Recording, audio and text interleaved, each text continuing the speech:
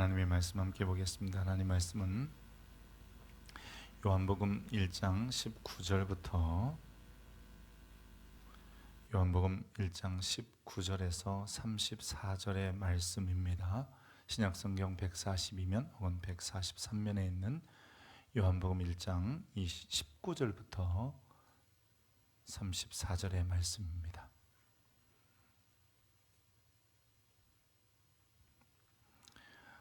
이 계시의 말씀을 읽을 때 하나님의 음성이 여러분에게 들려지길 원합니다. 유대인들이 예루살렘에서 제사장들과 레위인들을 요한에게 보내어 내가 누구냐 물을 때에 요한의 증언이 이러하니라. 요한이 드러내어 말하고 숨기지 아니하니 드러내어 하는 말이 나는 그리스도가 아니라 한데, 또 묻되 그러면 누구냐? 내가 엘리야냐? 이르되 나는 아니라. 또 묻되 내가 그 선지자냐? 대답하되 아니라. 또 말하되 누구냐? 우리를 보낸 이들에게 대답하라 하라. 너는 내게 대하여 무엇이라 하느냐? 이르되 나는 선지자 이사야의 말과 같이 주의 길을 곧게 하라고 광야에서 외치는 자의 소리로다 하니라. 그들은 바리새인들이 보낸 자라. 또 물어 이르되 내가 만일 그리스도도 아니요 엘리야도 아니요 그 선지자도 아닐진데 어찌하여 세례를 베푸느냐? 요한이 대답하되 나는 물로 세례를 베풀거니와 너희 가운데 너희가 알지 못하는 한 사람이 섰으니 곧 내 뒤에 오시는 그이라. 나는 그의 신발끈을 풀기도 감당하지 못하겠노라 하더라. 이 일은 요한이 세례 베풀던 곳 요단강 건너편 베다니에서 일어난 일이니라. 이튿날 요한이 예수께서 자기에게 나오심을 보고 이르되 보라, 세상 죄를 지고 가는 하나님의 어린 양이로다. 내가 전에 말하기를 내 뒤에 오시는 사람이 있는데 나보다 앞선 것은 그가 나보다 먼저 계심이라 한 것이 이 사람을 가르킴이라. 나도 그를 알지 못하였으나 내가 와서 물로 세례를 베푸는 것은 그를 이스라엘에게 나타내려 함이라 하니라. 요한이 또 증언하여 이르되 내가 보매 성령이 비둘기같이 하늘로부터 내려와서 그 위에 머물렀더라.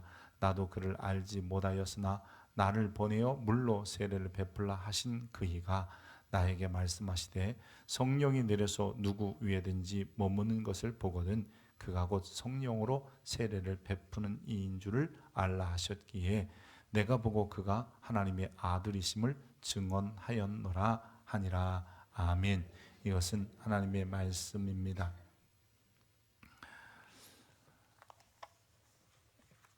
우리가 살면서 저마다 메시아를 기다립니다. 경제적 자유를 줄, 때로는 주식에 투자한 분들은 주식의 급등, 그게 메시아 같고요.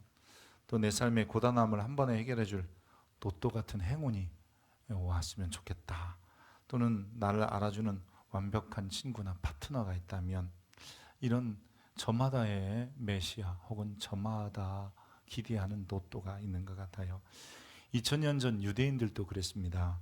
그들에게 메시아는 로마의 압제로부터 또한 팍팍한 현실로부터 자기들을 건져내줄 정치적인 영웅이자 무너진 자존감, 즉 이스라엘 나라를 회복시킬 강력한 왕을 기대하고 있었습니다. 하지만 여러분, 우리가 원하는 현실적 해결이 우리의 구원이냐? 이런 질문을 한번 해봐야 합니다. 유대인들이 그토록 기다렸던 메시아가 눈앞에 나타났을 때에 그들이 메시아이신 예수님을 거부했던 이유는 그 자신들이 바랬던 현세적인 욕망 혹은 현세적인 욕구를 채워주는 분이 아니었기 때문이었습니다. 원래 그리스어로 메시아라는 그리스도라는 말은 원문에는 크리스토스라고 발음하게 되는데요. 이것을 음역해서 우리가 그리스도라고 하잖아요. 이 말은 히브리어의 메시아흐 혹은 메시아라는 말과 같은 말이고, 우리 말로 이걸 이 그리스도나 즉 크리스토스나 메시아어를 직접 번역하면 구세주라는 말이 됩니다. 유대인들에게 있어서 메시아 즉 구세주는 자신들이 지금 겪고 있는 경제적인 고난 그리고 이 정치적인 압박으로부터 건져줄 자라고 믿었습니다. 그래서 어려운 시기마다 메시아를 기다린 거예요. 압제에 대항하고 있을 때는 그 압제로부터 건져줄 메시아를 기다렸고, 나라가 혼돈될 때는 그 나라를 좀 견고히 든든히 세울 메시아를 기다렸던 거예요. 그래서 모세다 메시아가 아닌가, 또 통일 왕국을 든든히 세운 다윗이 메시아가 아닐까, 또 때로는 포로에서 돌아오는, 즉 바벨론으로 끌려갔던 이들이 돌아올 때 제일 앞장서 돌아오는 수룹바벨 같은 사람이 메시아가 아닐까 하는 생각을 하기도 했습니다. 이스라엘 백성들에게 있어서 메시아는 언제나 정치적이고 경제적인 고난과 고통을 끝낼 강력한 다윗 후손의 왕이었습니다. 이들은 하나님의 공의를 실현, 즉 하나님의 공의라고 생각한 것은 삼성전이 건립되거나 토라가 회복되거나 이스라엘 백성들이 디아스포라 흩어져 있던 이들이 전부 다 시오니즘을 통해서 돌아오는 것처럼 돌아올 것이다. 이런 하나님의 공의가 실현되고, 또한 이스라엘 국가의 평화가 이루어져서 전쟁을 하거나, 즉 외적이 침입하거나 나가서 막는 일도 없었으면 좋겠다. 뭐 이런 것이 바로 이스라엘이 원하는 메시아의 도래, 즉 메시아가 와서 그런 일을 했으면 좋겠다 생각했던 거지요. 이러한 유대인들이 기다리는 메시아와 하나님께서 말씀하신, 그건 성경에 기록한 메시아는 분명한 차이가 있습니다. 하나님께서 메시아를 세상에 보내신 것은 여러분 그렇게 정치적이고 경제적인 문제를 해결해서 이 땅에서 무슨 이 하나님의 공의를 실현하고 이스라엘 왕국, 즉 이스라엘의 평화를 위해서가 아니라, 하나님을 떠나서 살았는 사람들, 즉 하나님을 떠난 사람들을 우리는 죄인이라고 부르는데, 그렇게 하나님을 떠나서 죄에 매여 사는 사람들이 다시 한번 창조주에게 돌아가서 자기를 만드시고 또한 이 세상을 창조하신 그분의 영광과 존귀와 기쁨을 위하여 사는 사람으로 회복시키기 위해서 하나님은 메시아를 보내셨고 예수님이 세상에 오신 겁니다.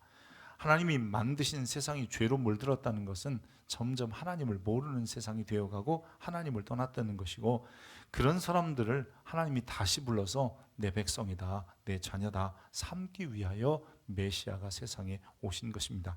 우리는 이 메시아의 출현으로 인해서 하나님의 백성도 되고요, 하나님의 자녀가 되는 것이고, 또한 이것을 통해서 세상에 내가 이 땅에 존재하는 목적이 뭐다라고는 존재 목적도 깨닫게 되는 것입니다.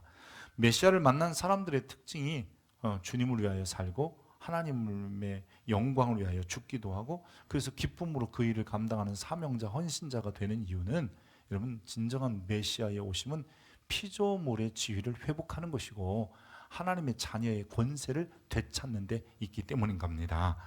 유대인들은 오래전 하나님과 약속을 받은 사람은 분명해요. 너희를 통해서 메시아가 세상에 올 것이다 라고 하는 거죠. 근데 이런 이 메시아가 그들을 통해서 온다는 이것 때문에 이 유대인들이 배타적 성격이 굉장히 강해요.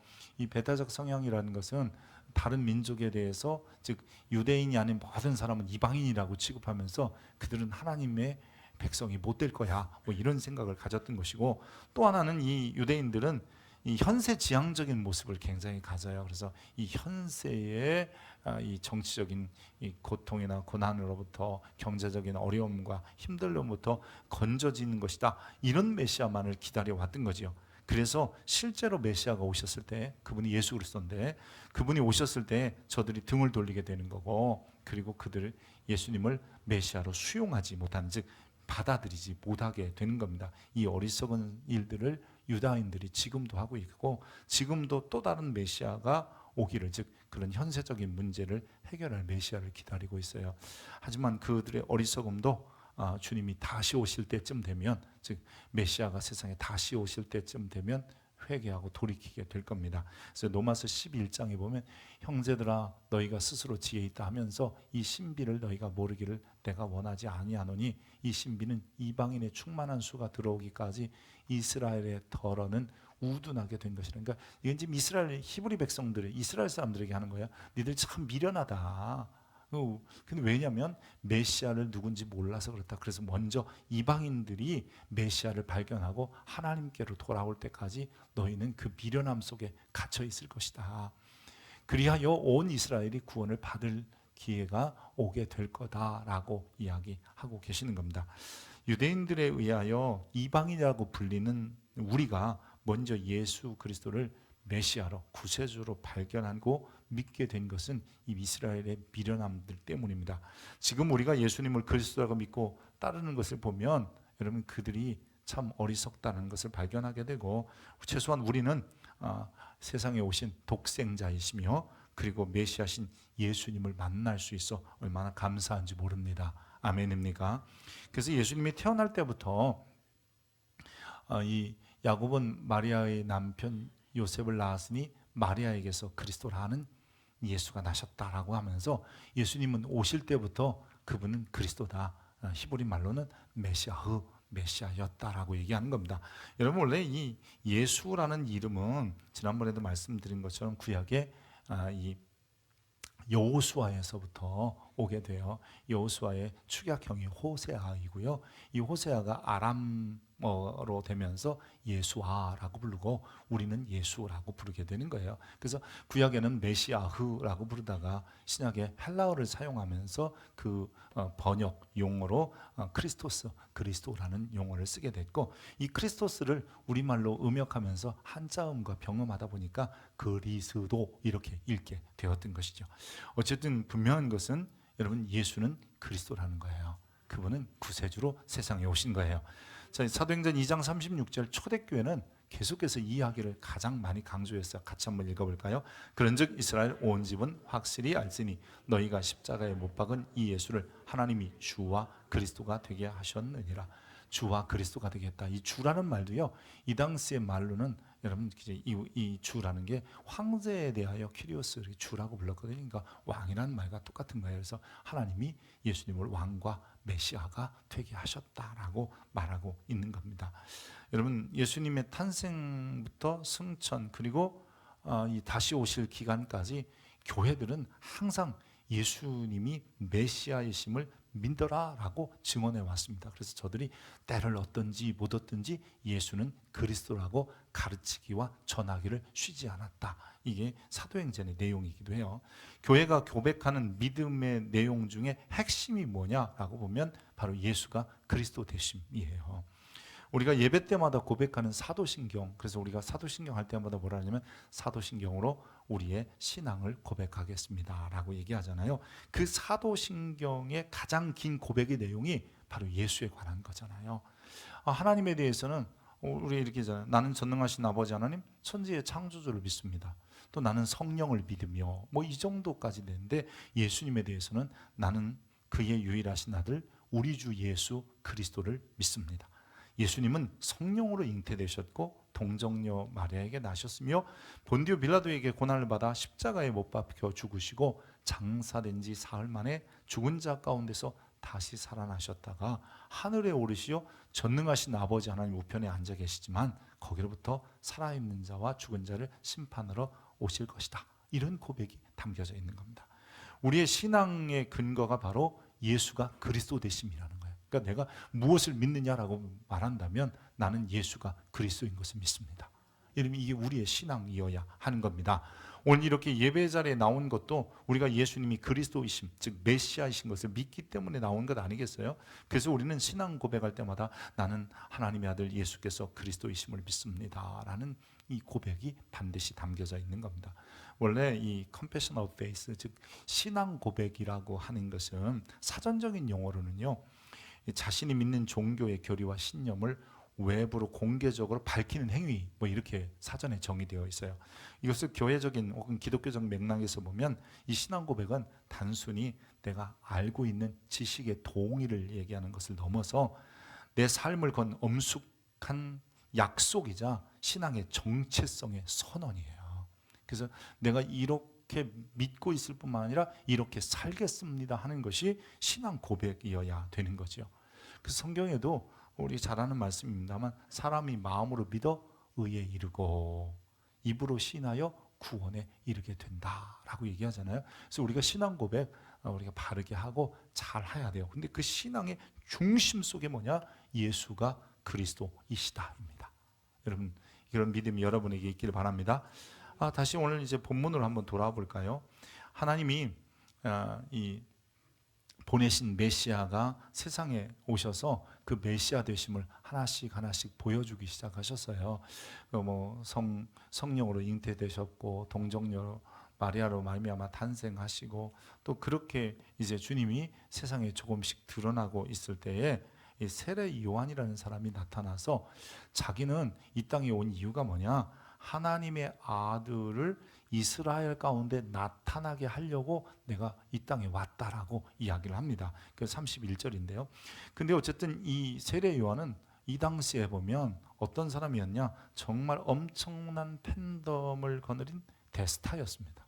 왜냐하면 많은 사람이요, 한두 사람이 세례 요한에게 오는 게 아니라 수많은 사람이 세례 요한에 와서 요단강가에서 세례를 받았고, 낮에는 세례받고 저녁에는, 이런 밤이 어둑어둑해지면 그들이 모여서 세례 요한에게 질문하는 거예요. 하나님의 나라에도 물어보고 메시아에도 물어보고 이런 얘기. 그러니까 밤에도 수많은 세례 요한의 제자들이 와서 당신이 누굽니까? 라고 물어봤어요. 그때 세례 요한은 내가 누구다라고 제자들에게 가르쳤죠. 근데 이런 소문들이 지금 주변에 나기도 전에 너무 많은 사람들이 세례 요한에게 와서 세례받는 행위들이 있으니까 이 권력층이었던 제사장들, 그다음에 바리새인들이 사람들을 보내는 거예요. 오늘 본문에 보면 제사장들과 레위인들이 왔다라고 하는데, 레위인들은 대제사장이 이 레위인과 이 제사장들은 대제사장과 바리새인들이 보낸 사람이에요. 그래서 오늘 본문에도 보면 저들은 바리새인들이 보낸 자라라고 되어 있거든요. 그래서 그들이 와서 이렇게 묻는 거예요. 너 누구야? 라고 묻는 겁니다. 네가 누군데 감히 세례를 주고 난리야. 야, 이 많은 사람들이 너한테 다 와서 세례 받는데 이게 어떻게 된 거냐? 라고 묻는 거예요. 저녁에는 제자들이 물었을 거예요. 선생님이 누구십니까? 나는 그리스도 아니야. 나는 광야에서 외치는 자의 소리야. 이제 그리스도 오셔. 그래서 많은 사람들이 그리스도를 준비하기도 했겠지만, 외형적으로 보면 이 권력층의 사람들은 자기들이 생각하는 그리스도가 분명히 아닌데, 왜냐하면 현세적인 문제를 해결할 그리스도가 아니잖아요. 그래서 이런 모습을 가지고 세례 요한의 옷 입은 폼이나 먹고 사는 것 자체가 그래요. 성경에 보면 낙타 털옷을 입고 가죽도 띠고 이 메뚜기나 아니면 석청 같은 거 먹고 살았다 그러거든요. 그러니까 저가 와서 권력을 가질 사람도 아니고 칼을 차고 와서 정치적으로 노마로부터 노마의 속박으로부터 좀 건져낼 것도 안 같으니까 묻게 되는 거예요. 너 누구냐? 여러분, 요한은 분명히 얘기합니다. 나는 그리스도는 아니다. 자기가 그리스도가 아니라는 거예요. 세례 요한에 나타나 강가에서 세례를 주면서 오히려 그는 회개하고 돌아와라. 그래야 그리스도를 만날 수 있다. 여러분, 회개하라, 천국이 가까웠느니라. 이게 세례 요한의 일성이었어요. 근데 예수님도 똑같이 말씀하세요. 회개하라, 천국이 가까웠느니라. 혹은 회개하고 복음을 믿어라. 이렇게 말씀하셨단 말이에요. 오늘 본문에 한번 다시 볼까요? 세례 요한에게 유대인들이 예루살렘에서 제사장들과 레위인들을 보냈다라는 거예요. 여기 세례 요한이에요. 네가 누구냐? 물을 때 요한이 이렇게 얘기해요. 나 그리스도 아니야 라고 했다는 겁니다. 요한은 분명히 자기는 그리스도가 아니고 오히려 자기는 그리스도를 세상에 전하라고, 그리고 나타내라고, 이 이스라엘 사람들에게 진짜 그리스도가 오셨어 라고 말하라고 보낸 사람 정도라고 얘기합니다. 그래서 자기는 그리스도하고 비교하면 나는 그분의 신반끈을 풀어줄 수 없는, 이게요, 집에 들어가면 가장 낮고 낮은 종이 신반을 풀어 발을 씻어주는 거거든요. 그게 도랑아리 6개 대표적인 거예요. 그래서 그 물을 떠다가 씻겨주는데 나는 그 종들 중에 가장 천한 종이야 라고까지 말할 정도로 자기하고 그리스도는 비교 불가이다 라고 얘기합니다. 그러면서 요한은 자신은 단지 메시아보다 앞서 보내진 소리꾼? 이 정도라는 거예요. 예전에 보면 임금님이 행차하실 때 혹은 고관 대작들이 여러분 행차할 때는 앞에서 큰 소리로 얘기했어요. 물 넣거라 이렇게도 하고, 아니면 누가 납신다 그러면서 다 엎드리라고도 하고 절하라고도 하고, 이런 사람이 바로 세례 요한이 자기 자신이라고 얘기합니다. 나는 선지자 이사야의 말과 같이 주의 길을 곧게 하라고 광야에서 외치는 자의 소리로다. 즉 메시아가 올 거니까 속히 메시아에게 돌아오라라고 보내진 그냥 외치는 자의 소리라고 이야기를 하고 있습니다. 유대인들이 기다린 메시아, 가만히 생각해 보니까요, 이런 것 같아요. 유대인이 원하는 메시아는 환경을 바꾸는 메시아였습니다. 정치적인 환경, 경제적인 환경. 자기들의 삶의 환경을 바꾸는 메시아였습니다. 근데 여러분, 하나님께서 보내신 메시아, 성경이 말하는 메시아는 우리의 현세적 환경을 바꾸는 메시아가 아니라 우리 자신을 바꾸는 분이시더라고요. 여러분, 메시아를 만났다라는 것은 다른 말이 아니에요. 내 자신이 변했다는 거예요. 여러분, 이것을 기억해야 합니다. 오늘 본문 33절에 요한이 예수님이 성령으로 세례를 베푸는 자라고 증언해요. 나는 물 세례 주지만 이제 곧 한 분이 오시는데 그분 메시아가 오면 성령으로 세례를 베풀 거라고 이야기합니다. 여러분, 물 세례가 뭐예요?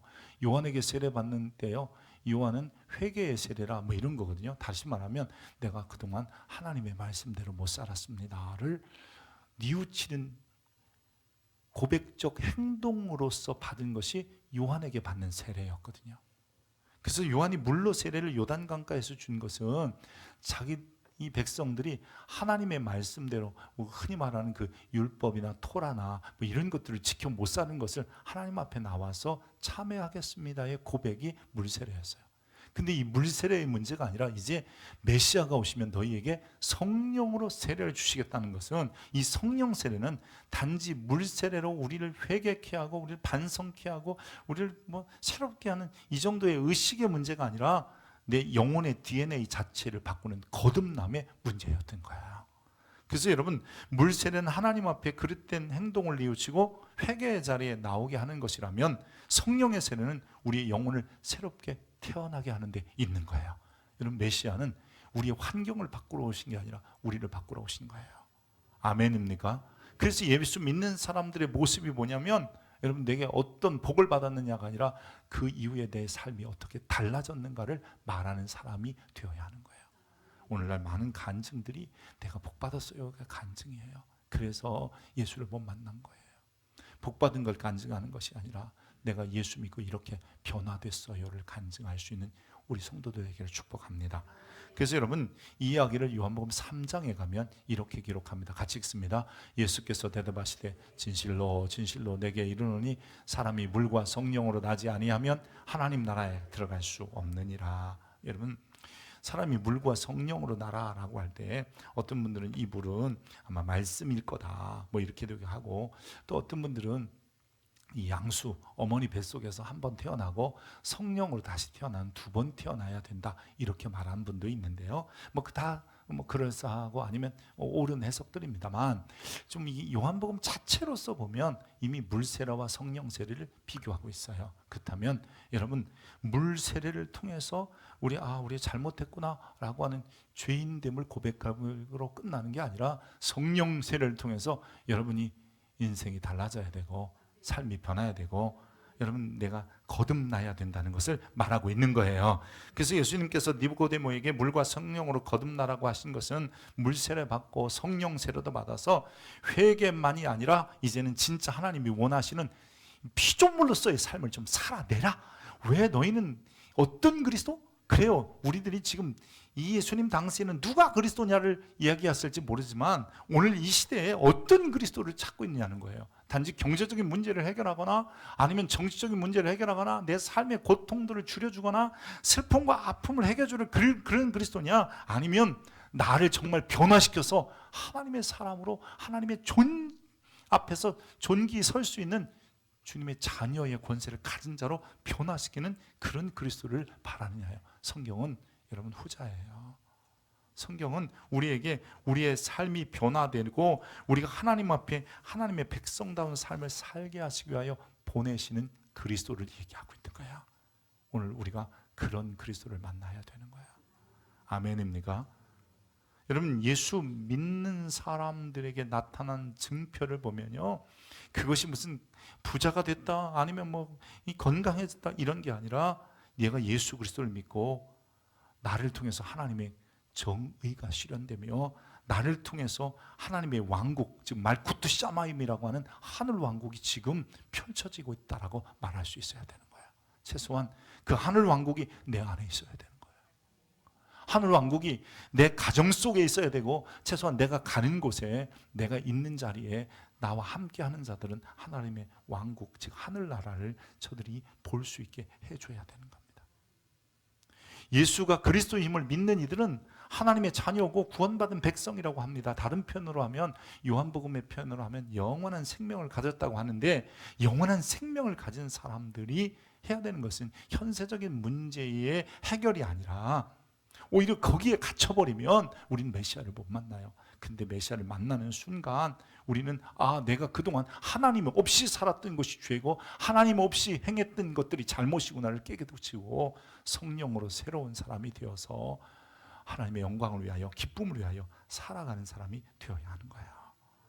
유대인들은 아직도요, 자신들이 만든 틀에 갇혀 있어요. 그래서 이 하나님의 정의나 아니면 이스라엘의 평화 왕국만을 기대하고 있기 때문에 세상에 오신 예수님을 결코 만날 수 없는 거잖아요. 우리는 어때요? 우리를 돌아봐야 합니다. 우리들도 혹시나 그러진 않습니까?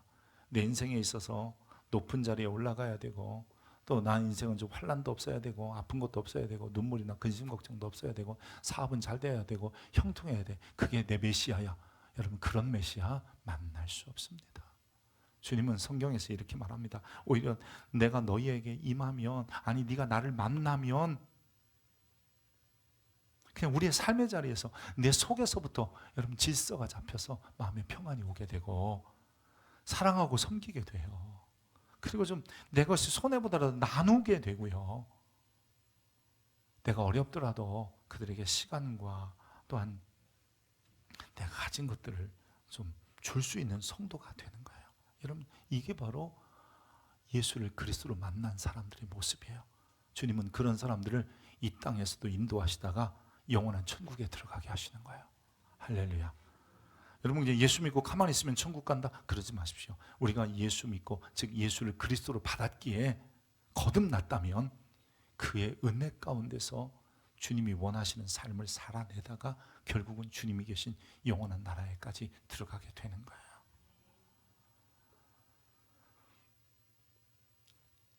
세례 요한은 그의 삶 속에 가장 위대한 고백 하나를 해요. 그 고백이 이거예요. 우리 한번 같이 해볼까요? 우리 고백이었으면 좋겠어요. 그는 흥해야 하겠고 나는 쇠해야 해요.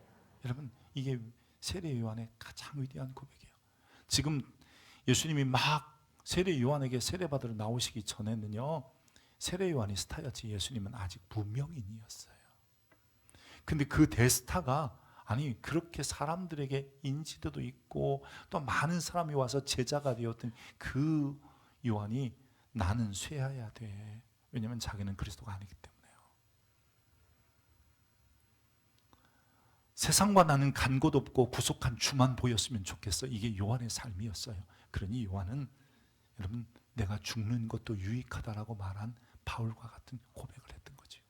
오늘 우리들도 이런 신앙이 있었으면 좋겠습니다. 우리가 메시아를 진짜 만나면 환경이 바뀌는 게 아니라 내가 바뀌는 것이며, 내가 이 땅 안에 성령 안에 살다가 주님의 나라에 넉넉히 들어가게 되는 것입니다. 사랑하는 성도 여러분, 지난 한 해 어떻게 살아오셨습니까? 혹 우리 안에 말쿠트 샤마임이라고 하는 즉 하늘 왕국이 있었습니까? 메시아를 만난 사람은 그가 왕이고 그분의 통치와 다스림을 받기에 성령의 사람들은 내 속에 그 하나님 나라가 있고요, 내 가정에 하나님 나라가 생기고요, 우리 교회에 하나님 나라가 이루어지게 되는 거예요. 혹시나 그렇지 않다면 다시 한번 우리가 회개 자리에 서고 2026년 새해 한 해를 맞을 때는 예수만 나의 그리스도입니다, 예수만 나의 메시아입니다 라는 마음을 가지고 여러분 살아갈 수 있기를 축복합니다. 그러다가 주님 오실 때에 다 주님 나라 넉넉히 들어가는 믿음의 권속들 되시길 바랍니다. 예수만 그리스도십니다. 기도하겠습니다. 좋으신 하나님, 참 예수 그리스도를 만나게 하여 주옵소서. 우리가 물로 세례받은 수세에만 머물지 않게 하시고 성령으로 세례받았사오니 이제 예수를 그리스도로, 예수를 왕으로 구세주로 모시고 내가 변하는 삶을 살아내게 도와 주옵소서. 요한은 이스라엘 가운데 예수님을 드러내고 그리스도를 나타내려고 했는데 그들이 예수님을 바로 받지 못했습니다. 오늘 우리도 그렇진 않습니까? 교회 다니면 잘 되고 형통하고 교회 다니면 뭔가 해야 되고, 아닙니다. 주님, 교회 다니면 내 중심이 변하고 내가 변해서 주님처럼 살아내는 데 있음을 믿습니다. 그렇게 살다가 주님 계신 영원한 나라에 한 사람도 예외 없이 다 들어가게 하여 주시옵소서. 지난 한 해 하나님 이렇게 견뎌왔고 살아왔고 이렇게 존재할 수 있어 감사합니다. 새 한 해도 주님께서 함께 하시고 우리의 메시아이시며 그리스도이신 예수를 붙잡고 나갈 때에 주께서 주의 나라 들어가기까지 끝까지 인도하여 주시옵소서. 감사합니다. 그리스도 예수의 이름으로 기도